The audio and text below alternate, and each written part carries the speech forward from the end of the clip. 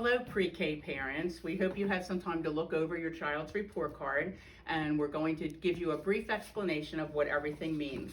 As you can see, a mark of C means that they're competent in that skill and they have mastered it. And S means that they're not quite there, but they're working on it. They partially have mastered it.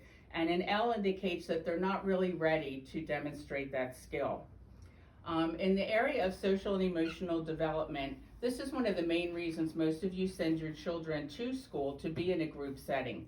They can share during playtime, they can be patient and wait for their turn to do a craft. They can use good manners like please, thank you, God bless you when somebody sneezes. Attentive during group activities. They can look at the teacher while reading a book for 5 to 10 minutes and not be looking around the classroom or bothering anybody. Follows directions in a group setting is a key kindergarten skill for when they go on. This has been a little harder this year since we're not doing things in whole groups, but the idea is that the child doesn't need instructions repeated to them individually. They can do it as a group. Works without disturbing others is pretty self-explanatory, and eye contact. We'd like them to look at us when we're speaking to them. Adjusting to changes in routine. They don't get upset if things change. And respects and response to adults, we expect that they say our name when they address us and that they are able to respond positively when we speak to them. And now Mrs. Strastis will carry on. Hello, my name is Karen Strastis and I'm going to speak to you about cognitive development. As many of you know, kindergarten is typically a fast-moving learning environment, and the more prepared your child is, the easier the transition may be from pre-K to kindergarten. In looking at the skills listed on the report card, you will see that we begin by evaluating a student's knowledge of the 8 colors and 6 shapes. Moving down to the next few skills, we focus on counting to 20, counting 10 objects, identifying numbers 1 through 10, and identifying the uppercase letters.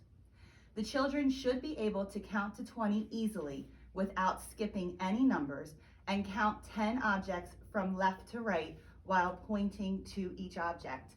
Here I have 10 teddy bears, so you would start from the left and they would go 1, 2, 3, 4, 5, 6, 7, 8, 9, and 10. Again, they should be counting left to right.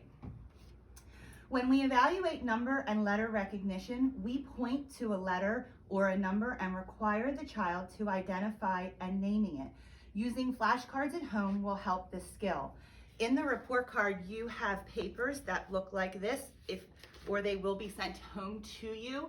We use these, we point to each letter and number, and these are the letters and numbers that we're asking the children to identify and the format that it's given to them. As we continue down this section, the teacher will ask the children to state their first and last name, their age, address, and phone number. When teaching your child his or her address, please include the house number, street name, city, state, and eventually a zip code. Next, we read a short story consisting of about 5 or 6 sentences to your child and ask them questions about the story to see if they are listening and retaining the information that was read to them. This story is the typical story that we read to them, and it consists of the 5 or 6 sentences here, 4 or 5 questions, and the children are asked or read this story individually and asked the questions individually. Lastly, when we work with the children at school, it is important for us to evaluate if they can complete tasks in a reasonable amount of time and carry out a complex command. These are very important skills for kindergarten because the children will be given multi-step directions and asked to complete activities on their own in a given amount of time. At home, continue to give your child a time frame to complete a task. Some may even choose a timer to help create the sense of a time limit. Also, we suggest to continue to give your child multi-step directions. An example would be go upstairs, grab your shoes, and put on your coat. Now that you've received your child's report card and have had time to review it, we ask that you keep it handy and review these cognitive skills frequently throughout the duration of the school year and during the summer months. Hello parents, my name is Anne-Marie Green and I'm going to talk to you about the self-help skills. As you can see, taking off and on your coat, children are able to do that. We would like for them to learn their independence, as well as fastening their coat, whether they can snap it or button it. Taking care of any of the bathroom needs independently. They can also use a tissue. That's not so much this year, but there are children who are using the tissues, and also just making their needs known in a proper manner. Hi, my name is Holly Goldsboro, and I'm going to be talking about language skills on the report card. We're looking to see whether students, how often they participate in discussions, and if they use a complete sentence as opposed to a one-word answer. We're looking at looking on the report card, the language skills. The first 5 questions can be a one-word answer, but the last 2, we would like them to use complete sentences. We also want students to communicate effectively when they need something for us. For example, asking to please tie their shoe instead of presenting their foot and just pointing to it. Also, when playing, we are looking for them to ask a friend if they can have the toy when they are done with it instead of just taking it out of their hand. This year is unique since it has been difficult to clearly hear our students through their masks. It is also more challenging to assess whether they are actively participating when asked to speak and sing in a whole group setting.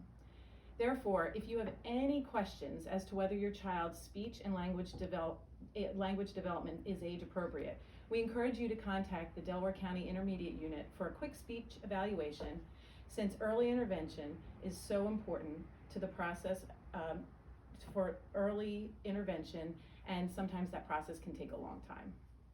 And now Jen Sweeney will talk about gross motor. Hi, today I'm going to go over the portion of the gross motor skills on our pre-kindergarten report card. Gross motor skills involve movements of the large muscles of the arms, the legs, and torso. It's also related to other abilities such as coordination, balance, physical strength, reaction time, and body awareness. What we assess currently are the following: walking upstairs using alternating feet, walks downstairs alternating feet, bounces on one foot, skips, jumps on toes with feet together, throws and catches a beanbag. So these are the skills that they use for everyday activities, for their abilities. And if you have any questions or concerns, always feel free to contact your teachers or your pediatrician. Hi, I'm Carol Dunn, and I have fine motor skills. The first is holding your pencil or crayon properly. We're aiming toward holding the pencil like this instead of a fist grip. Many children do hold it a little strange, but they get it done.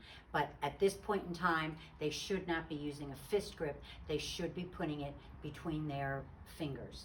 The next one is colors with crayons neatly. What we're looking for at this point in time is, of course, trying to stay between the lines, but however, looking at the pictures and seeing that there are different parts to a picture. In other words, a frog might be green, but his jacket might be blue, so that they use all the different colors also. And using many of the different colors that they have available to them. Using scissors, they should be able to pick up the scissors with the thumb in the small hole and the 2 or 3 fingers in the other hole. They should hold their paper with their opposite hand, and if they're a right-hander, they should cut up the right-hand side of the paper because that gives them more to hold onto. Trying to go across like this is very difficult. If they're a left-hander, they go up the left-hand side of the paper. They also, the opposite hand is the turner, so the scissors should always be going away from them, and they shouldn't be turning the scissors toward them. They should be turning the paper to do the cutting. Also, when they're cutting on a curve, they should be doing little bites instead of the whole scissor blade. That way they're going to be much more successful in what they're cutting. Drawing pictures that are recognizable. This is something, it's kind of a little difficult for us to do this, but we're asking children to draw a picture and then tell us what they've drawn. or asking them to draw a particular picture. And this is something you can do at home when they do draw, and we do encourage you to just give them crayons and a plain piece of paper to use their imagination and draw things. But this is something you certainly can do at home. Writes their name with uppercase followed by lowercase letters. The idea now is that they should be writing on a line, a capital letter for the first letter and lowercase for the rest, and lowercase is half the size of the capital letter, and then there are some letters that go underneath the line like the G and the J and the Y, and that's what we're looking for. Copying shapes, again, we have a circle, a square, and a triangle, and we're looking for the child to start at the top, which is the same thing, writing their name, that they start at the top and pull down. They would start at the top and they would go around this way instead of starting at the bottom when they do their shapes. And their square should definitely be 4 separate lines instead of just a curvy, looking like a circle. And the triangle should also be 3 separate lines. And that's it. We hope this has been helpful to you, and we encourage you to sign up to speak to the teachers and have your own child's individual report card explained to you. Thanks for listening.